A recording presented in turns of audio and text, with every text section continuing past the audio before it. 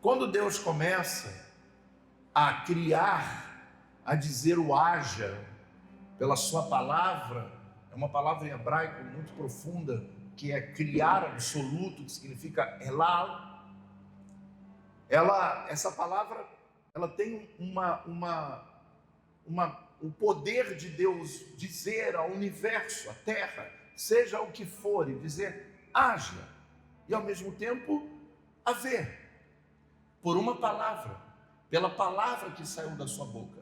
E quando Deus foi criando os firmamentos, Deus foi criando o sol, a lua, Ele começou então a colocar ordem no meio do caos.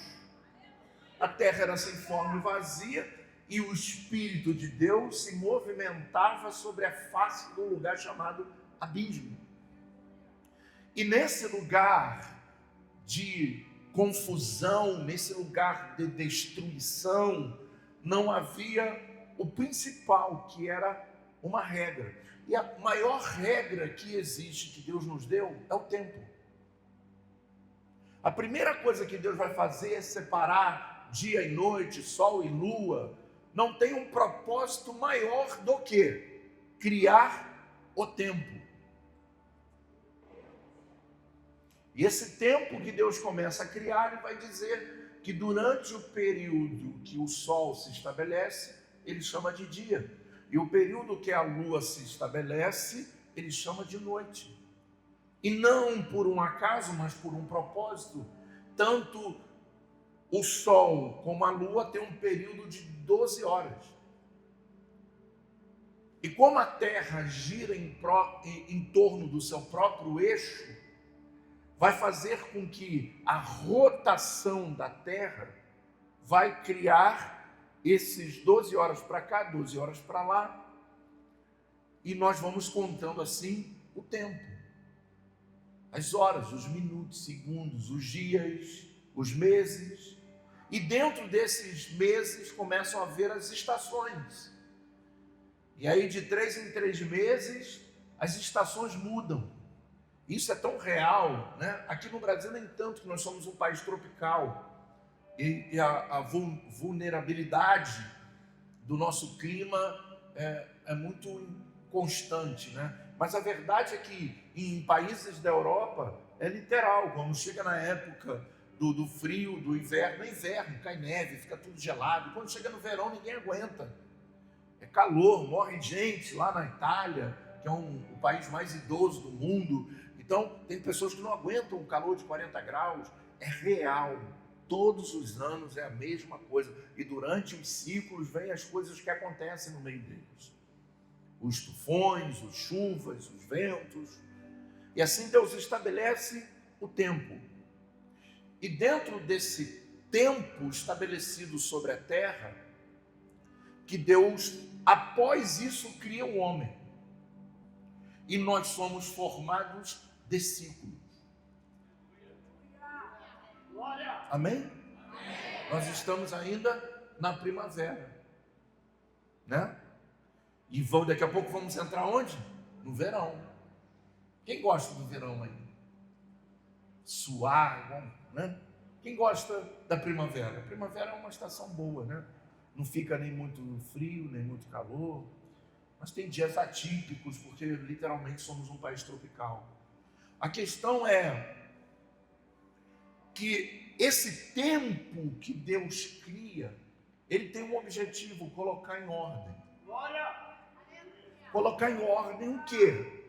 A minha vida, a sua vida? Não, acima disso, o seu propósito. Nós não temos vida se a nossa vida não estiver alinhada no propósito de Deus. Em vão. O propósito de Deus com o tempo é criar um propósito para o tempo. E eu provo isso para vocês. Eu queria que vocês fossem comigo lá no livro de Eclesiastes. Aleluia! Glória! No capítulo 3.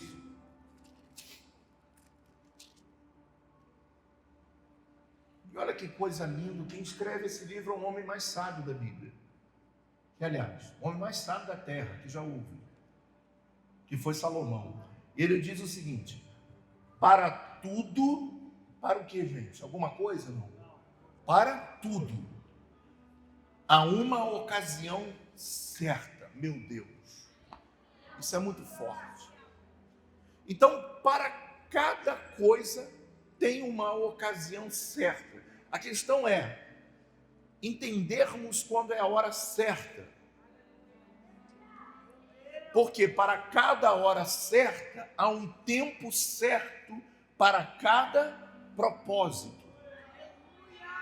E para cada propósito da onde? Debaixo do céu. Então, no céu há um controle, há um governo soberano que não está no nosso tempo. Está no tempo de Deus, que é chamado Kairos. Então, no tempo de Deus, que é o tempo da eternidade, 1000 anos para Deus é como um dia, e um dia para Deus como 1000 anos. Por quê? Porque ele está fora desse tempo estabelecido do sol e da lua. E desse tempo do sol e da lua, vai dizer que para nós que estamos debaixo do céu, para tudo que acontece, há uma ocasião certa. Há tempo certo para cada propósito. Então, para cada propósito na nossa vida, há um tempo certo. Qual é o problema da nossa vida hoje? É tudo isso aqui. É quando perdemos o tempo certo. Ou nós perdemos e vamos ficando para trás, ou nos antecipamos ao tempo certo. São duas vertentes paradoxais que nos levam para fora do tempo, do propósito. É quando eu antecipo ou quando eu atraso. Porque difícil é entender o tempo certo para tudo. Mas há um tempo. E a própria Bíblia vai explicar que tempo é esse. Há tempo de nascer e há tempo de morrer. Isso é real ou não é? Sim ou não? Sim. Agora, qual é o tempo de morrer? Você sabe? Qual é o tempo de nascer? Você sabe? Mas há um tempo certo.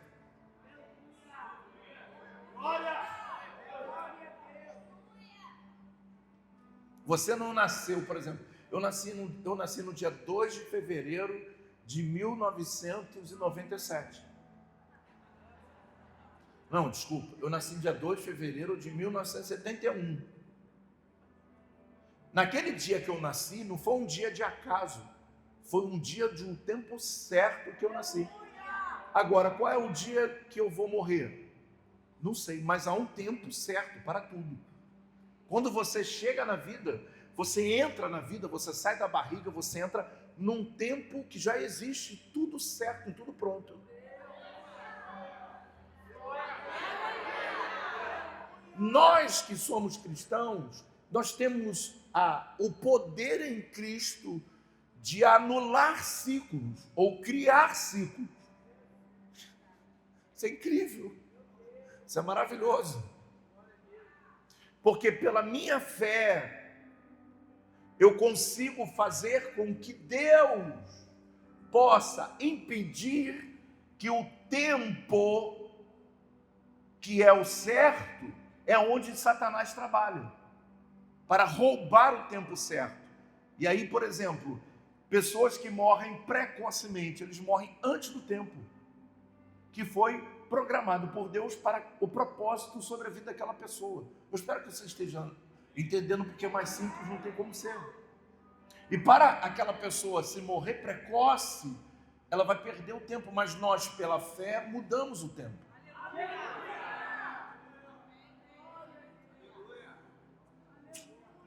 E quando não entendemos que é o tempo certo, aí eu quero citar alguns exemplos, que eu estou só na introdução, tá?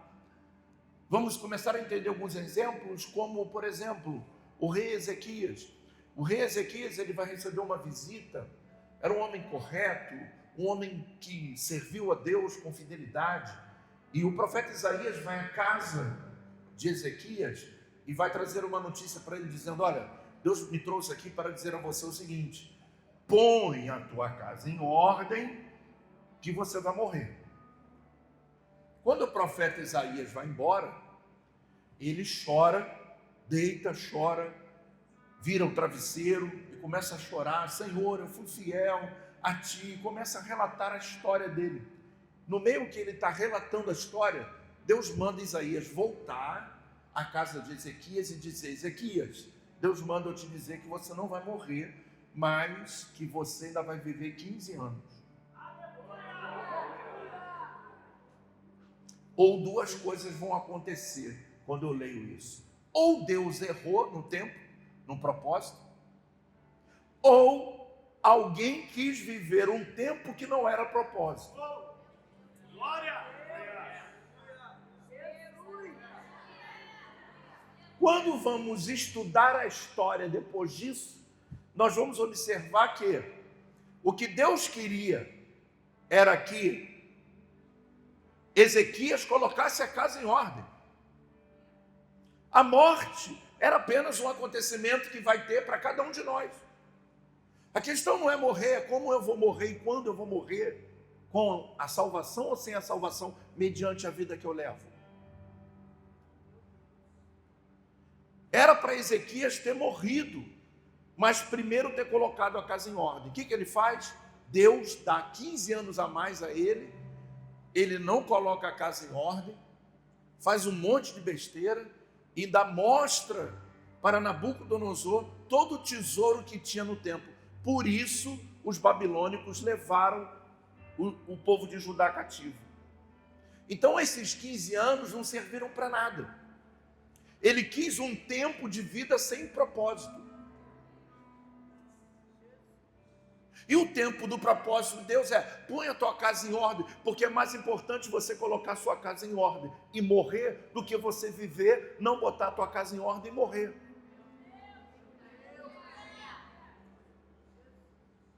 E ele fez tudo que era errado, não colocou a casa em ordem, e por causa da atitude dele, o povo todo sofreu. Uma coisa que era casa se tornou um povo inteiro. Por quê? Porque ele queria viver mais. E nem sempre o que nós vamos pedir é o que tem que ser feito. Porque há um tempo debaixo do céu que Deus tem o seu propósito. Tempo de nascer, tempo de morrer, tempo de plantar, tempo de arrancar o que se plantou. Tempo de curar, matar. Não está falando de... porque quem morre não se cura, né? Então, é o tempo de matar, o tempo de curar, tempo de derrubar, tempo de construir. Aí quando a gente começa a se perder no propósito, no tempo, é para derrubar, a gente está construindo. E Deus está tentando falar conosco, está tentando mostrar alguma coisa para a gente está: Senhor, eu quero mais um tempo. Deus, para que você quer esse tempo, se você não vai colocar a tua casa em ordem? Que o propósito de Deus era: coloca a casa em ordem. Nós queremos o tempo, nós queremos o momento, mas não queremos o propósito. E aí vai dizer assim: é tempo de chorar, é tempo de rir. E tem gente que está rindo no tempo que é para chorar. Tem pessoas que às vezes não vêm num culto de terça-feira. Isso é só uma das coisas, tá, gente? Não quero... Como estou na igreja pregando, eu vou falar sobre isso, mas isso entra em todas as áreas da nossa vida. Eu não vou terça-feira, mas a casa está caindo. Irmão, presta atenção nisso. A casa está sendo derrubada e o cara não quer vir terça-feira. Então, a Bíblia diz que há tempo de curar, há tempo... e pior, que ele está rindo. Está tudo acabado, está tudo destruído, está todo mundo ferrado, e a pessoa está rindo e ainda brincando de vir à igreja quando quer e quando pode. Você fica fora do propósito de Deus. Eu não estou falando do seu tempo. Você está colocando o seu tempo como tempo e está chamando o seu tempo de propósito de Deus. E muitas das vezes Deus não aprova o seu tempo, porque Ele tem o seu propósito para o seu tempo. A questão é: eu quero aceitar esse propósito, sim ou não? E por isso que eu falei que eu vou contar uma história bíblica que eu ainda não comecei.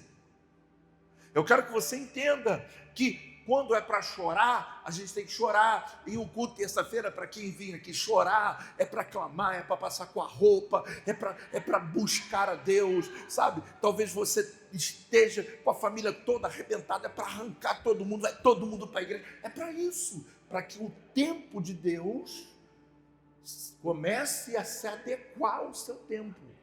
Mas quando eu abro mão disso, porque eu estou mal, não tem nada a ver com você.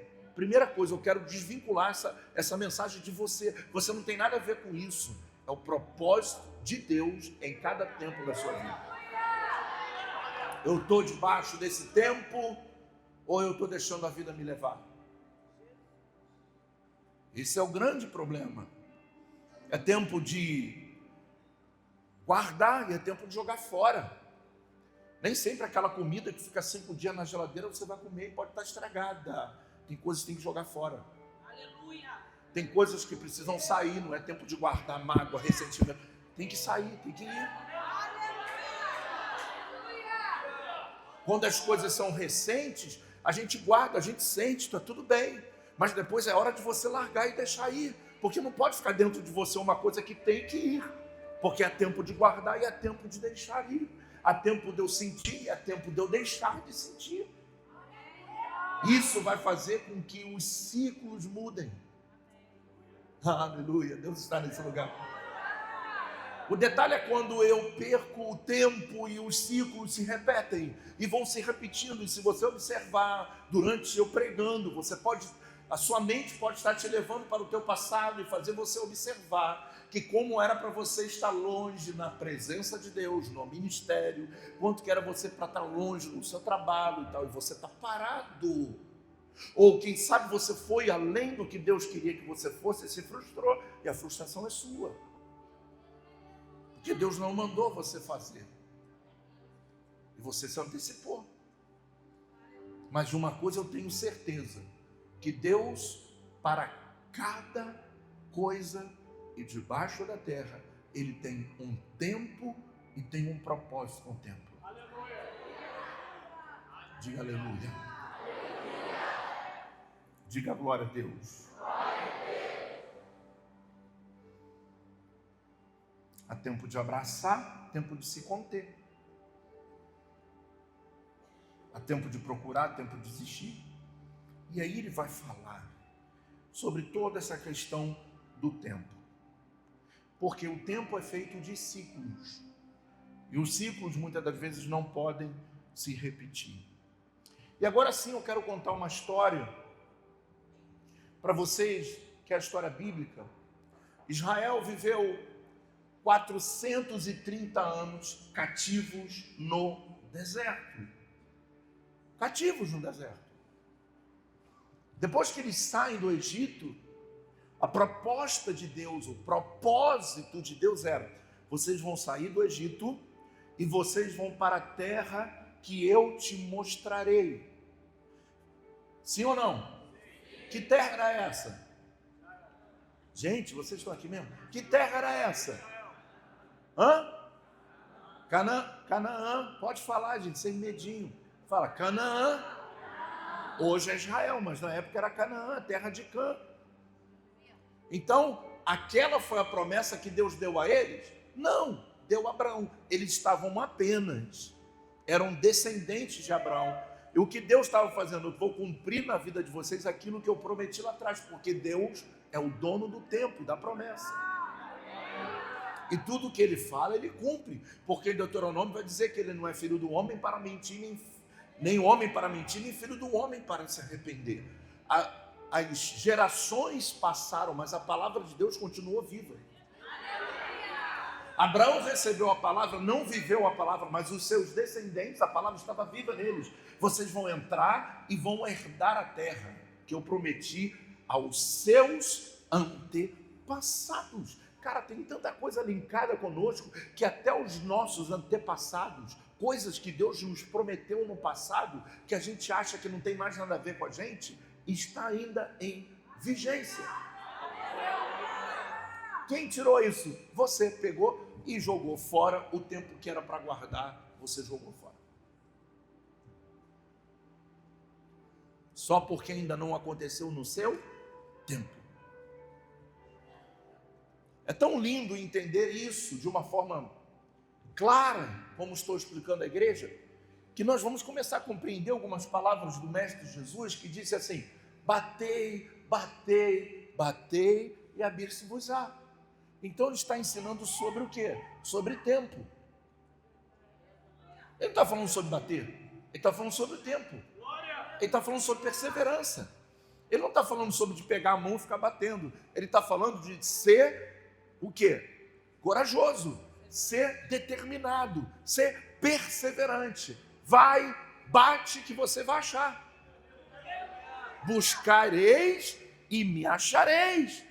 Aí que está, quando me buscar de todos o vosso coração. Então Jesus está falando de tempo, o tempo todo. E quando ele fala dele, ele vai dizer: e virá o tempo em que vocês vão tentar me achar e não poderão mais. E vai haver o tempo que tudo vai acabar. E vai haver o tempo, e quanto a gente está preocupado com o tempo? Ninguém. E quando não nos preocupamos com o tempo, nós vivemos os mesmos ciclos que o tempo nos apresenta. E que a vida nos impõe. E você fica assim, ó, numa roda gigante. Um dia está em cima, outro dia está embaixo, outro dia está em cima, outro dia está embaixo. Mas vivendo a mesma coisa, nada muda. Talvez não seja uma mensagem mesmo de glória a Deus, mas eu não estou me importando, eu quero trazer o que Deus mandou dizer para você nessa noite. Há um tempo de Deus preparado para você, independente de tudo que você está vivendo. Independente de tudo que está acontecendo, pode estar tudo desabando. Ele tem um tempo, porque a Bíblia fala sobre isso. Ele tem um propósito com a tua vida debaixo do céu. Ele tem um propósito com a tua família. Ele tem um propósito com teus sonhos. Ele tem um propósito em tudo que você fizer. Ele tem um propósito com teus netos. Ele tem um propósito com teus filhos. Ele tem propósito. O que o ser humano busca o tempo inteiro? Sair do sofrimento. É isso que a gente busca. Ninguém quer passar pelo sofrimento. Alguém que quer passar pelo sofrimento? Não, não é? Nem eu. Mas sem o sofrimento você nunca vai crescer. Sem o sofrimento você nunca vai conhecer o tamanho do Deus que é capaz de curar, libertar no seu maior... Você nunca vai conhecer a dimensão do seu Deus se você não entender o tempo.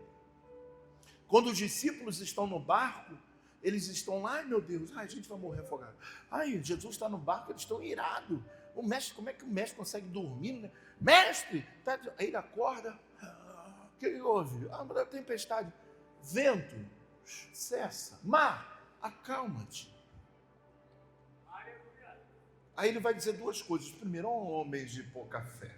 Segundo, para chamar eles de pouca fé, porque Jesus está dizendo em outras palavras, vocês poderiam fazer isso que eu estou fazendo.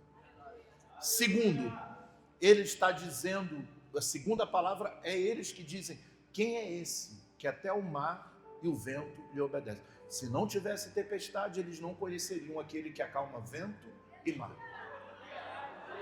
Então comece a compreender como a vida funciona, os ciclos da vida, e comece a louvar a Deus por todas as dificuldades, porque é lá que você vai conhecer o tamanho do Deus a quem você serve. No tamanho do seu impossível é o tamanho que Deus se levanta para impedir que aquilo que é impossível vai se tornar possível, porque Ele é maior do que todo impossível. Ele é o dono da ciência. Só existem médicos hoje porque Ele deu sabedoria. Só existem engenheiros porque Ele deu sabedoria. E aonde que isso começou, bicho? Você está falando, não, eu estou provando cada detalhe na Bíblia. A Bíblia fala que quando o povo vai entrar no deserto, lá em Êxodo 25, Deus vai dizer, olha, eu quero que vocês construam para mim um tabernáculo. Eram escravos. Só sabiam fazer tijolos, trabalhar com a parte de obra e com agricultura. Como fazer um tabernáculo? Como fazer uma arca da aliança? E a Bíblia vai dizer lá em Gênesis 25, que Deus pega um homem chamado Bezalel, e enche ele de sabedoria. E aquele homem, que era um homem que fazia tijolos, se tornou o maior ourives da história. Ele aprendeu a fazer a arca da aliança, a menorá, ele fez a mesa dos pães, ele fez o altar do holocausto, e ele fez tudo através apenas do que Deus deu uma medida e uma visão. O desenho foi o próprio Espírito Santo ensinando a ele. Quantas pessoas estão aqui cheios de dons. Talvez você nunca tenha ensinado você a cozinhar, e quando as pessoas vão na tua casa e falam: meu Deus, como é que essa mulher cozinha bem? O Espírito Santo nos dá sabedoria. Diga aleluia. Ele é capaz de te encher de sabedoria quando você está coado, igual um rato no canto, não sabe o que fazer. Ele vai lá e te dá uma visão. Ele vai lá e te dá uma direção. Porque o tempo dele estabelecido sobre o meu tempo, não tem como você dar errado. O tempo de Deus sendo estabelecido no meu tempo significa que eu estou vivendo novos ciclos. Nós estamos encerrando quase um ano. Como é que foi esse ano? De mesmos ciclos ou de ciclos diferentes? Eu não estou falando dos problemas, eu estou falando de você. Os problemas, eles vão existir sempre. A questão é como me comporto diante deles. Qual o tamanho da minha força e da minha confiança no Deus que diz escrito: eu tenho controle para cada propósito meu debaixo da terra. Deus não perdeu o controle da sua vida. Deus não perdeu o controle do que está acontecendo, porque Ele é o Deus que é o dono do tempo, que estabeleceu o tempo, que estabeleceu os dias, que estabeleceu os minutos, que estabeleceu as estações, e Ele é capaz de trazer uma nova estação, um novo tempo. A Bíblia é tão linda que vai dizer que Deus é capaz de fazer com que a chuva seródia e a temporã aconteça. Uma é quando o tempo certo de chover, e a outra é quando não poderia haver chuva. Deus traz a chuva, como trouxe para Elias depois de 3 anos e meio, não chovia em Israel, e ele diz: vai chover em Israel, e caiu lá.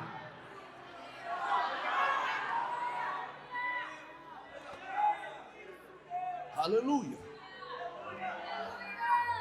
Deus disse para aquele povo que, apesar de estarem no deserto, meu Deus, apesar de estarem atravessando o deserto, eles estavam dentro do propósito.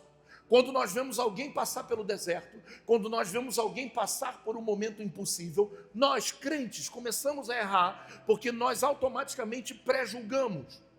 E dizendo: ele está assim porque ele é infiel, ele está assim por causa disso, daquilo. Israel estava encurralado por Faraó, mas estavam debaixo do tempo do propósito de Deus. Aleluia. Dá um tapa aí na mão do irmão que está do seu lado e diga, dá um tapinha na mão dele e diga assim: todas as vezes que às vezes as pessoas olham e vê você num vale, num deserto, eles não entendem, mas você está no tempo que Deus colocou você.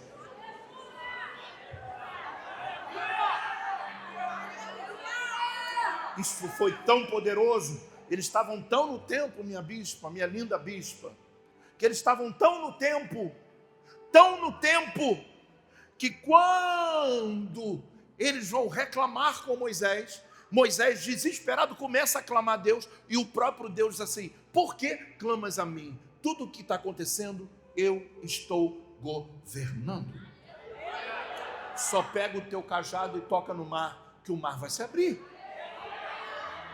O que nós precisamos então? Apenas de um direcionamento, mas o direcionamento vem na nossa cabeça para tirar você do tempo. E é por isso que as pessoas sofrem. Às vezes vem na cabeça: acabou meu tempo, acabou meu ciclo aqui, acabou meu negócio ali. Vai. Deus está falando, Deus não está falando nada. O coração do homem é enganoso. Jeremias 17:17 diz que o coração enganoso é altamente corrupto, e o profeta diz assim: quem o conhecerá?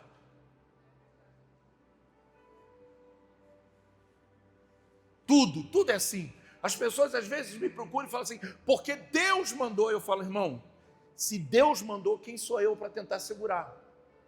Mas você sabe que Deus não mandou nada, que Deus não falou nada, porque infelizmente a igreja não entende muito sobre tempo de propósito, porque a gente fica o tempo todo tentando sair do problema, e é no problema que Deus nos aperfeiçoa.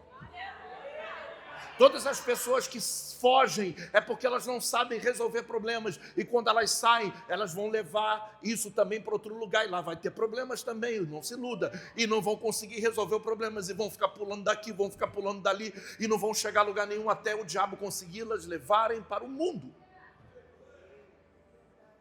Temos que aprender a lidar uns com os outros, com amor e temor. Temos que aprender dentro da igreja a perdoar o irmão, para continuar caminhando junto, porque é fácil ir para longe do outro. O difícil é conviver com o outro, mesmo quando tem dificuldade. Aí que entra o tempo de Deus. Eu sou capaz de perdoar?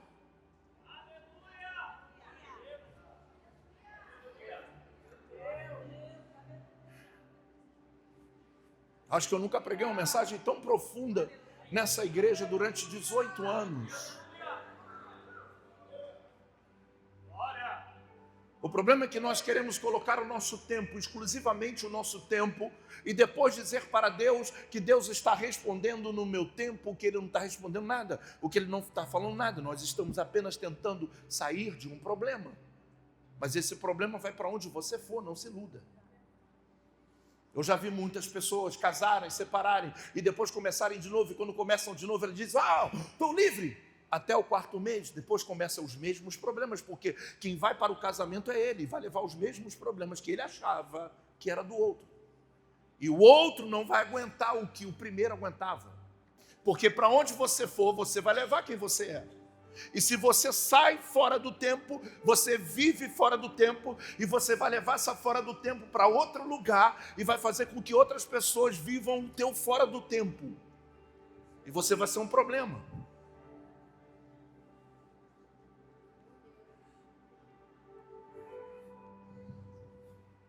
E o povo está lá, eu no Egito. E Moisés, Senhor, por favor, me ajuda aqui, esse povo está insano. Eles estão desesperados de Deus. Por que tu está clamando a mim? Só toca no mar e abre. Eles estão no meu tempo, Moisés. Eu os livrei do Egito. Eu livrei do Egito, mas eles têm que passar pelo deserto porque não tem outro caminho. Eles passam com os pés enxutos. E tu pensa que isso é suficiente? Não. Eles vão chegar do outro lado e vão falar assim, nos fez passar por esse mar vermelho para a gente morrer de sede. O tempo todo a gente não consegue entender o tempo. Você acha que Deus abriu um mar para você passar? Você acha que Deus vai te dar uma empresa para você fechar? O problema é que você não coloca o tempo, o seu tempo e o tempo das suas coisas no tempo de Deus. E por isso você está sofrendo. Até a hora que você parar e dizer assim, eu preciso do tempo de estar debaixo do propósito de Deus. Quando você entrar dentro do propósito de Deus, tudo começa a mudar. As coisas começam a acontecer. As coisas começam a dar um start. Começam coisas sobrenaturais a acontecer na nossa vida. Simplesmente porque aceitamos o tempo de Deus. E muitas das vezes o tempo de Deus agora é a hora de você ir para o deserto. E você precisa aceitar o deserto. Sempre entendendo que Deus não vai deixar faltar água e pão. Que Deus estará contigo todos os dias da sua vida. Mas também quando acabar o deserto, tem uma terra prometida te esperando. Para que serve um crente de anos se não tem testemunho? Para que serve um crente de 10 anos na igreja se não tem uma história, um testemunho para contar, um livramento que Deus fez? Se não tem para contar que não tinha nada em casa e hoje ele não precisa de nada. O problema é que nós não queremos esperar o tempo certo de Deus fazer.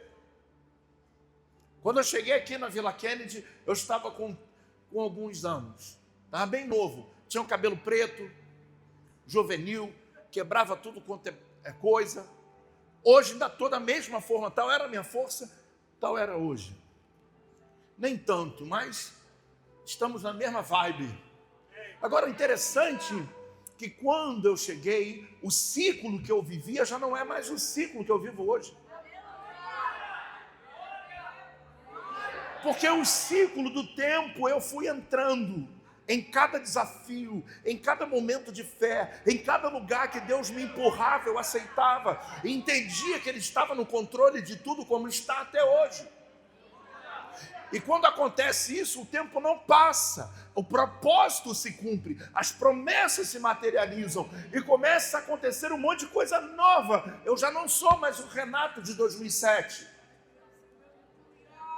Apesar de não querer ter vivido metade das coisas que eu vivi aqui, mas quando eu olho para trás eu falo, Senhor, obrigado, porque eu nunca seria o que eu sou se não fosse os Judas, os traidores, os difamadores, os mentirosos. No início isso me causava dor, tristeza, hoje me causa perseverança. Coloca a mão no ombro do seu irmão e diga, o que você precisa entender é estar no centro da vontade de Deus. Estar no centro da vontade de Deus. E aceitar isso. E dizer, Senhor, se Tu permitiu, eu não vou confrontar isso, mas eu coloco a minha vida, eu coloco a minha família diante do Teu altar, porque eu sei que praga alguma chegará na minha terra.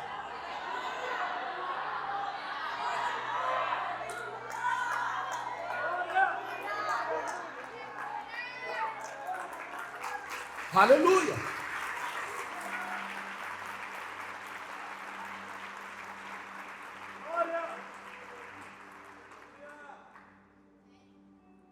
Quando a bispa teve a Raquel, a minha primogênita, ela passou o tempo de nascer, uma maternidade pública, e foi a única que aceitou. A gente rodou para tudo quanto é lado, sozinho, eu e ela. E quando ela chegou lá, chegamos 6 horas da manhã, ela foi ter a Raquel 7, 8 horas da noite, sei lá. Você sabe, né? Mais ou menos isso. Em trabalho de parto, sofrendo. A minha filha evacuou, engoliu, teve infecção generalizada. E quando a moça, encontramos lá uma enfermeira que fazia parte da nossa igreja, aí ela falou assim, o senhor, que bom, que legal. Eu era um jovem, muito jovem. Eu tinha 22 anos quando eu fui pai. E aí, ela falou assim, vamos lá que eu vou levar o senhor para conhecer a sua filha. Eu falei assim, mas eu queria ver minha esposa. Não, a sua esposa não pode ver agora, mas vamos lá ver sua filha? Aí eu fui ver minha filha. Quando eu entrei dentro, não fui para a sala de parto. Eu olhei assim, estava escrito UTI neonatal. Eu falei, o que minha filha está fazendo aqui? E quando eu entrei, eu vi minha filha com o cabelo todo raspado, dentro de uma incubadora, com mais um negócio em cima da cabeça dela, e várias coisas, tomando soro pela cabeça, antibiótico. E aí eu falei, cara, isso aqui é minha filha? É sua filha? Eu falei, mas o que houve? E eu, um garoto, sozinho, não tinha ninguém comigo. E falou, aí a médica veio, paizinho, não sei o que, sua filha teve isso, então que eu expliquei para você. Ele falou assim, olha pai, você tem fé em alguma coisa? Eu falei assim, eu creio no meu Deus, no Senhor Jesus. Ela falou assim, então pede a Ele, porque paizinho, pede esses 10% que tem de chance dela viver. E eu saí dali, quando eu estou no corredor, vem essa doida, porque ela não podia nem andar, que ela fez uma cesárea. Mas ela driblou todo mundo, como sempre, e veio aqui, segurando ferro. Eu falei, o que você está fazendo aqui? Não quiseram deixar eu ver minha filha, eu quero ver minha filha. Aí acabou que ela viu a filha do jeito que estava, o mundo desabou. Duro, sem dinheiro, nem para fazer um lanche eu estava. Eu desci a cabeça rodando, não tinha ninguém para contar, porque foi o dia da consagração, era noite, era o dia da consagração do meu cunhado, que vocês conhecem, o pastor Ricardo. Estava todo mundo lá, celebrando a festa, e eu celebrando a dor, a morte. E eu lembro como se fosse hoje, um dia eu vou fazer um documentário da minha vida, e vou poder ir lá, que com certeza existe ainda uma árvore bem em frente à recepção. E eu lembro que eu sentei do outro lado da árvore, e comecei a chorar, e fiquei ali uma noite inteira. Porque eu entendi que o tempo era esse. Para que ela vivesse, eu precisava ficar lá. Eu estava desde 6 horas sem comer. Eu passei a madrugada inteira. No outro dia, a única pessoa que me visitou está sentada aqui. Ela tinha uma Fiat 147 branca. E ela foi lá levar comida para mim. Você lembra disso? E eu fiquei 3 dias no hospital sem tomar banho. Comi uma refeição, mas é o que eu precisava fazer para que Deus pudesse fazer lá em cima. Eu entendi o tempo. Eu não apareceu um monte de amigo para me abraçar e falar assim, vamos comer ali. Não.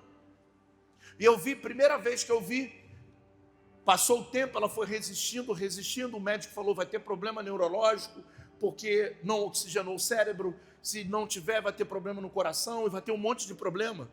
E eu falei, eu quero ela do jeito que ela tiver, com todo o problema que tiver, mas ela vai viver, ela foi melhorando a cada dia. Só que ela precisava ir no hospital amamentar a Raquel, só que a gente não tinha carro. Glorifica a Deus pelo seu carro e coloca ele na obra. Eu não tinha o dinheiro da passagem. Eu fiquei na casa de uma irmã lá perto, que a irmã não gostou que a gente ficou lá, porque tirou a privacidade deles, mas tinha que pegar um ônibus, ela ia de ônibus, recém-operada. Eu pedi o motorista para segurar, para ela poder descer e amamentar. A minha filha ficou lá 10, 15 dias, e ela amamentando, até que depois minha filha teve alta e hoje, para a glória de Deus, está com um probleminha ainda, mas na fase adulta. Na fase pequena ficou de boa. Linda minha filha, cadê minha filha? Aparece aí, minha filha. Você é meu tesouro. Linda, escritora. Uma pessoa maravilhosa. E Deus fez o milagre porque eu estava atrás de uma árvore, falando, Senhor, não deixa eu perder minha filha. Tem coisas que você precisa fazer para que o tempo de Deus se estabeleça. Eu sentia, quando eu entrava na UTI neonatal, eu sentia morte. E eu falava, minha filha vai morrer. E eu descia e falava, ela não vai morrer. Eu subia, vai morrer. Eu descia, não vai morrer. A luta espiritual era um garoto. E Deus queria fazer de um garoto um homem. Como é que se faz de um garoto um homem? Deus permite essas coisas acontecerem para fazer de você um homem de verdade e não um menino.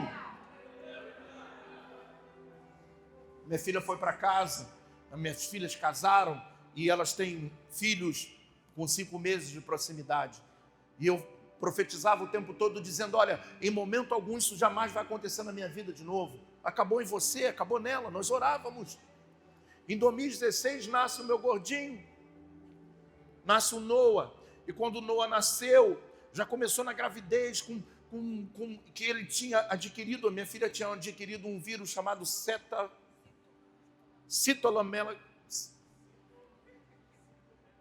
citomegalovírus, e isso faz com que a criança, quando esteja num período da gestação, nasça com problema neurológico e com muitos problemas. Foram 9 meses sofrendo que eu nunca me afastei desse altar, levando esperança quando o meu coração sangrava, porque eu estava no tempo e no propósito daquele que me chamou. Ninguém nunca viu eu chorar, ou eu passar isso, ou reclamar com a igreja, ou me fazer de vítima. Eu subia nesse altar e pregava, e abençoava, e quando eu ia embora eu ia chorando, e pedindo, Deus, não deixe isso acontecer na vida do meu neto. Quando ele nasceu, quando vai fazer a cirurgia, minha filha passa mal, e quando passa mal, que vai cortar ela para fazer a cesárea, sai um monte de pus. Aconteceu o que aconteceu com o pastor Luan, que o dele não estourou, mas estourou, ela estava com apendicite e já tinha supurado.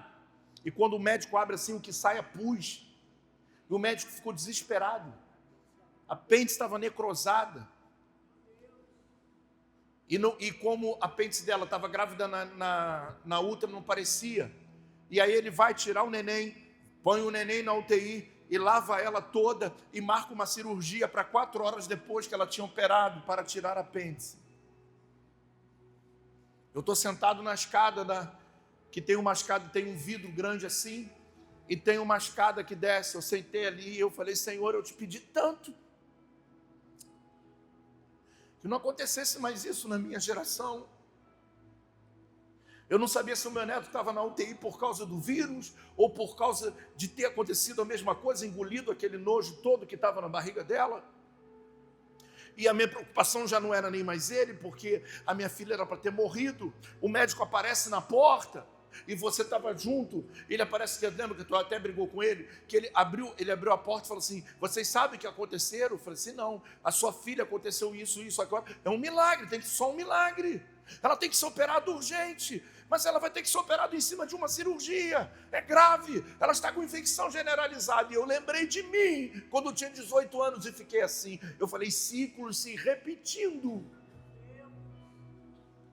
Eu sentei na escada, eu não sabia o que fazer, mano. Não tinha ninguém para me abraçar naquele dia. O que eu mais dou à igreja hoje é abraço. Porque eu sei, é a falta de um. Na carne. Eu falei: eu vou perder minha filha, eu vou perder meu neto. Mas eu orei tanto, Senhor. E Deus falou para mim: eu fiz de você com a Raquel um homem, mas agora você precisa ser um apóstolo. Minha filha operou, não pôde nem ser transferida para outro hospital, teve que trazer um médico de fora para operar. Operou e ficou na UTI para se recuperar. Entre a vida e a morte. O meu neto internado sem a gente saber o que estava acontecendo. Pastor Caio estava prestes a ficar sem mulher e sem filho. Ainda tinha um cara que eu tinha marcado, o fotógrafo, dizendo assim: e aí, você tem que me pagar, cara, eu quase matei ele. Eu falei: irmão, pelo amor de Deus, sai da minha frente. Eu acho que ele entendeu aquele propósito e ele foi embora. E eu falei: por quê? Não tinha para quem contar ou quem pudesse ajudar. E ali ficamos noites e noites, agarrados naquele hospital. Tudo se repetindo, o processo se repetindo. O processo se repetindo. As coisas da mesma maneira. Cada dia era um dia de milagre. Cada dia era um milagre. Um dia ele está mal. Um dia ela vai reagir. E daqui a pouco a minha filha tem alta, sem levar o filho. Eu, quando eu vi aquilo, eu vi a cena do que eu vivi com ela. E agora ela tinha que todo dia. Eu lembro quando eu cheguei em casa. E quando eu cheguei em casa, quando eu trouxe a minha filha para casa, depois de tudo que ela passou, eu deitei na minha cama assim, eu estava com tanta adrenalina e cortisol no meu sangue, no meu sistema nervoso, em tudo quanto é lugar, que quando eu sentei na cama, eu comecei a sentir uma dor abdominal terrível. Eu falei: meu Deus, o que está acontecendo, Senhor? Uma dor imparável. Eu comecei a vomitar e tem que levar para o hospital. Minha filha tinha acabado de chegar em casa.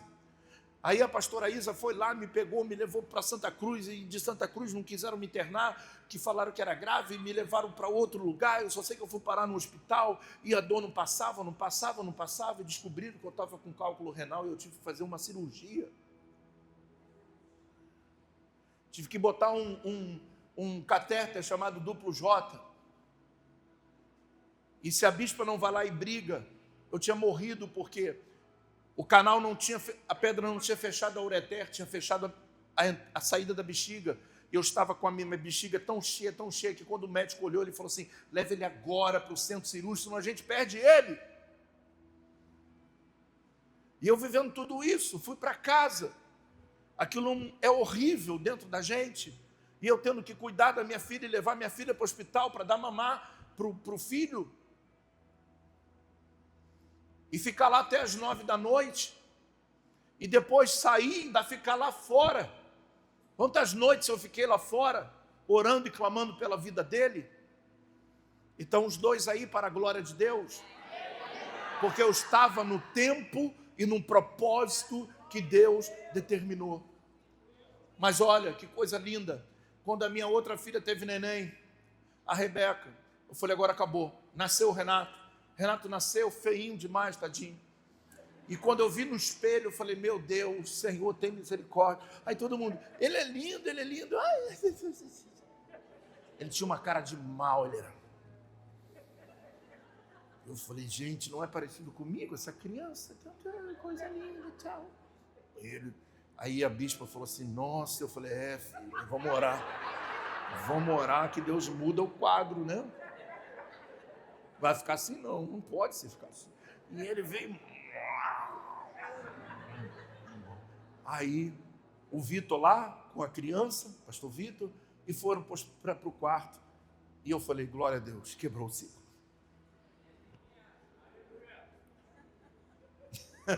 Por que nem todo mundo deu aleluia?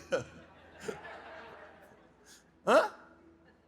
Aí quando chega no quarto, subi no quarto, olhei, vi o menino, falei, agora eu posso ir para casa, a bispa vai ficar com você, Deus abençoe, minha filha, parabéns para todo mundo, e vamos para casa. Fui para casa, deitei na minha cama tranquilo.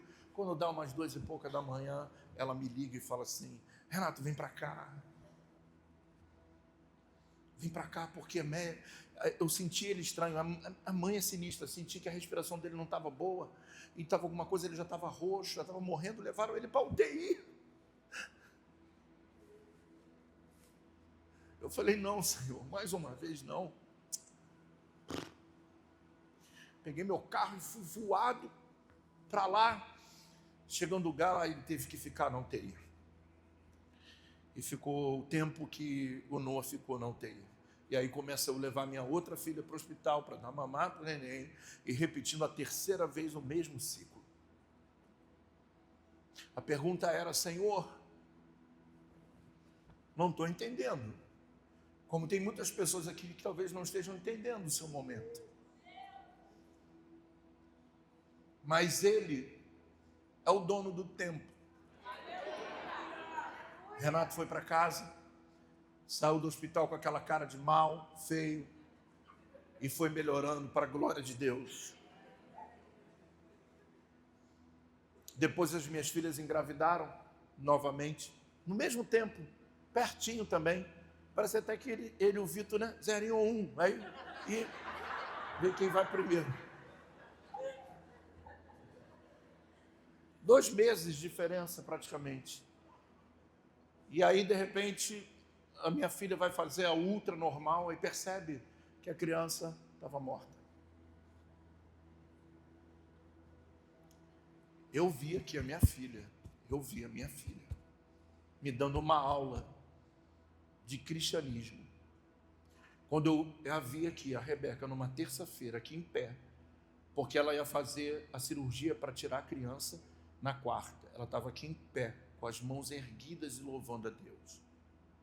E a gente não vem à igreja porque está cansado. É minha filha louvando a Deus com um filho morto. Eu não sabia o que fazer aquele dia.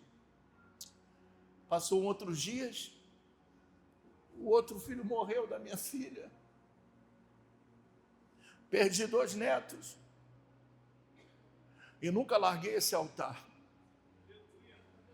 Porque eu entendo aquele que tem o controle do tempo. Elas sofreram, choraram. Sofreram muito.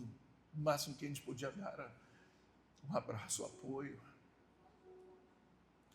De lá para cá, minha cabeça começou a ficar difícil. Um ser humano suporta tanta coisa ao mesmo tempo. Repetições de ciclos.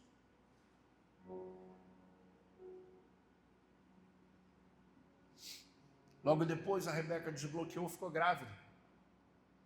Agora já era o medo de tudo.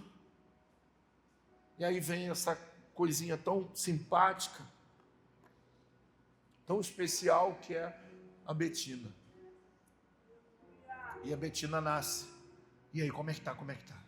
Tá tudo bem. Eu passei, elas passaram, mas ouça. Renato, Noah e Betina não vão passar mais por isso.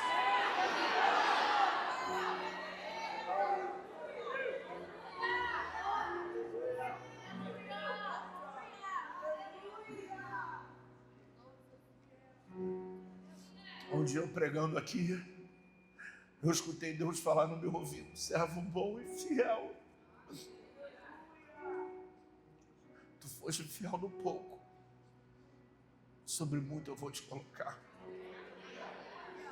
Servo bom e fiel. Servo bom e fiel, não abri a mão dele. Eu não abri mão da minha fé, da minha esperança. Para todo tempo, debaixo da terra, Deus tem um propósito. E às vezes esse propósito dói. Mas quando você passa por ele, você se torna um gigante. Você se torna um matador de leão. Continua firme. Esse impossível não vai parar vocês. Ele conseguiu tocar, mas não conseguiu tirar. Eu profetizo sobre a vida de cada um aqui nessa noite, que Satanás não vai tirar o que é seu. Você pode passar pela dor, você pode passar pela angústia, pela perda, mas ele não vai te roubar o que ele te prometeu. Diga, eu recebo essa palavra. Quantos podem glorificar pelo menos um minuto, pudessem glorificar a Deus?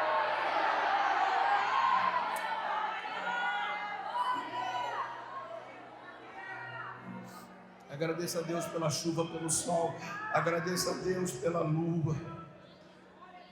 Agradeça a Deus pelo tempo, pelos minutos, pelos segundos. Ele está no controle de tudo. E eu quero liberar uma palavra que Davi escreve no Salmo 119 sobre a tua vida.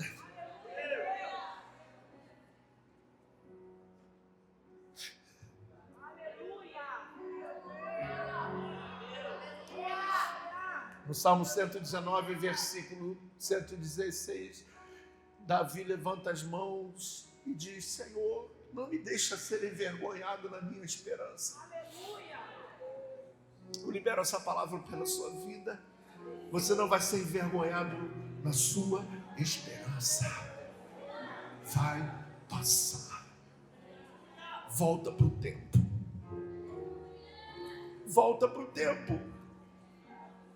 Não fuja do tempo. Não antecipe o tempo. No tempo certo, no dia certo, já está preparado o milagre para você.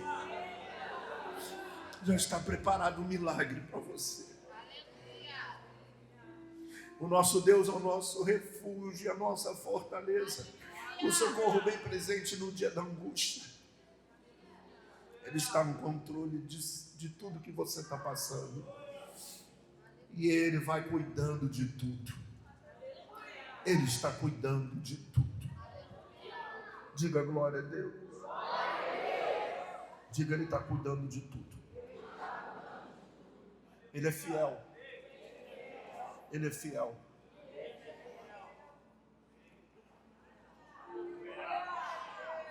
Tinha dias que eu vinha para a igreja e eu falava para a bispa assim: hoje eu não vou pregar, não tenho condição de pregar.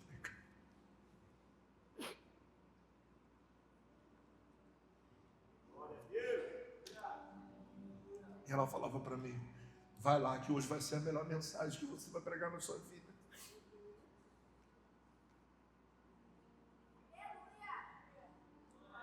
Eu não pregava pelo que eu estava vivendo, mas sim por aquilo que eu creio. Quantas pessoas foram abençoadas no meu maior momento de dor. Quantas pessoas foram batizadas naquele batistério, no momento que eu só queria sumir.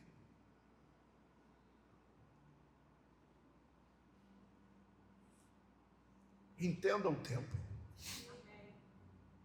que os ciclos vão mudar.